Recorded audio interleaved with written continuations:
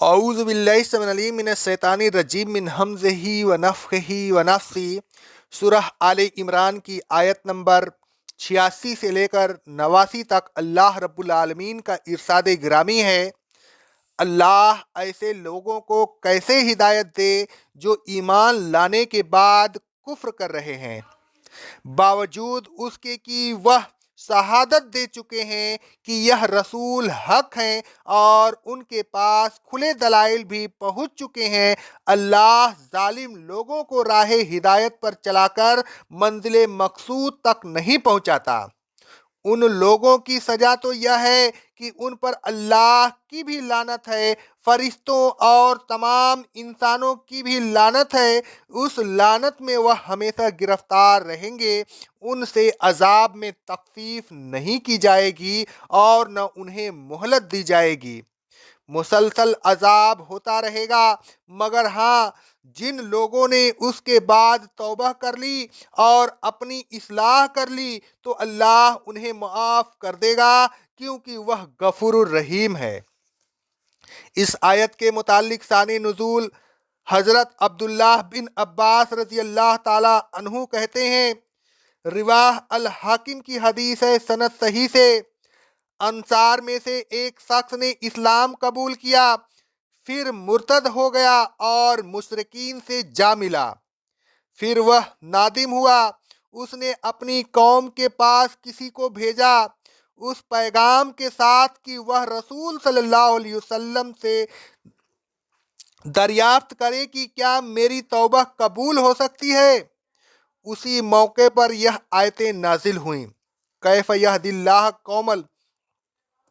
اس کی قوم نے کسی آدمی کو اس کے پاس بھیجا، اس نے دوبارہ اسلام قبول کر لیا۔ جو لوگ ایمان لانے کے بعد مرتد ہو جائیں ان کے سلسلہ میں اللہ تبارک و تعالیٰ نے فرمایا، کیف یہدی اللہ قوما کفروا بعد ایمانہم وشہدوا ان الرسول حق وجاءہم البینات واللہ لا یہدی القوم الظالمین۔ اللہ تبارک و تعالیٰ ان لوگوں کو جو ایمان لانے کے بعد کافر ہو جائیں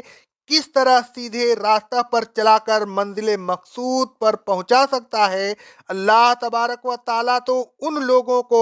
منزل مقصود پر پہنچاتا ہے جو ایمان لا کر استقامت اختیار کرتے ہیں، واللہ لا یہدی القوم الظالمین، ان لوگوں کو منزل مقصود پر نہیں پہنچاتا جو ظالم ہوتے ہیں اور اللہ تبارک و تعالیٰ کے ساتھ شرک کرتے ہیں۔ اولئک جزاؤہم ان علیہم لعنت اللہ والملائکۃ والناس اجمعین، ان کی تو سزا یہ ہے کہ ان پر اللہ تبارک و تعالیٰ بھی لعنت کرتا ہے، فرشتے بھی لعنت کرتے ہیں اور تمام لوگ لعنت کرتے ہیں، خالدین فیہا، وہ ہمیشہ اس لعنت میں گرفتار رہیں گے،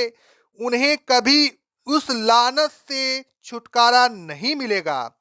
لا یخفف عنہم العذاب ولا ہم ینظرون، ان پر نہ تو عذاب میں تخفیف ہوگی اور نہ عذاب سے مہلت ملے گی، مسلسل اور دائمی عذاب میں مبتلا رہیں گے۔ اللہ تبارک و تعالیٰ فرماتا ہے سورہ احزاب کی آیت نمبر 64 میں، بے شک اللہ نے کافروں پر لعنت کر دی ہے اور ان کے لیے دہکتی ہوئی آگ تیار کر رکھی ہے۔ آگے اللہ رب العالمین فرماتا ہے سورہ النساء کی آیت نمبر 52 میں، اور جس پر اللہ لعنت کر دے تو پھر اے رسول صلی اللہ علیہ وسلم آپ اس کے لیے کوئی مددگار نہیں پائیں گے۔ آگے اللہ رب العالمین کا ارشاد گرامی ہے سورہ العنکبوت کی آیت نمبر 25 میں، ابراہیم نے کہا تم حق کو تسلیم کر کے قوم کی مخالفت مول لینا نہیں چاہتے، لیکن قیامت کے دن تم ایک دوسرے پر لعنت کرو گے، تمہاری جائے پناہ دوزخ ہوگی اور تمہارا کوئی مددگار نہیں ہوگا۔ اللہ تبارک و تعالیٰ فرماتا ہے سورہ اعراف کی آیت نمبر 38 میں، اس طرح جب کبھی کوئی امت دوزخ میں داخل ہوگی تو اپنے جیسی دوسری امت پر لعنت کرے گی۔ ان آیات میں اللہ تبارک و تعالیٰ کی اور انسانوں کی لعنت کا ذکر ہے، اور یہ آیات گویا آیت زیر تفسیر کی ترجمانی کرتی ہے۔ الگرچہ ایمان لا کر مرتد ہونے والے ہمیشہ لعنت میں رہیں گے، ہمیشہ اللہ تبارک و تعالیٰ کی رحمت سے دور رہیں گے۔ ایمان لا کر کفر کرنے والوں کے سلسلہ میں اللہ تبارک و تعالیٰ ایک اور جگہ فرماتا ہے، سورہ النحل کی آیت نمبر 106 میں، جو لوگ کفر کرنے پر مجبور کیے جائیں لیکن دل اس کا ایمان کے ساتھ مطمئن ہو تو وہ قابل معافی ہے، لیکن جو شخص ایمان لانے کے بعد اللہ کے ساتھ کفر کرے اور سرح صدر کے ساتھ کفر کرے تو ایسے لوگوں پر اللہ کا غضب ہوگا اور ان کو بڑا زبردست عذاب ہوگا۔ إِلَّا الَّذِينَ تَابُوا مِن بَعْدِ ذَلِكَ وَأَصْلَحُوا، البتہ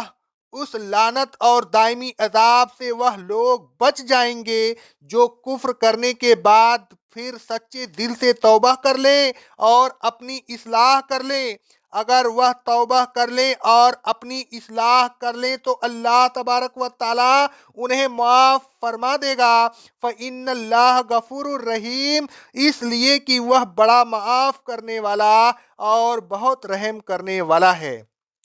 اے لوگوں، ایمان لانے کے بعد کفر نہ کیجیے۔ اگر کفر، شرک یا اور کوئی گناہ اتفاق سے ہو جائے تو فوراً توبہ کر لیجئے اور اللہ تبارک و تعالیٰ سے مغفرت کی امید رکھیے، اس لیے کہ وہ بڑا مغفرت کرنے والا اور بڑا رحم کرنے والا ہے۔ اقول قولی ھذا، استغفر اللہ، استغفر اللہ، استغفر اللہ۔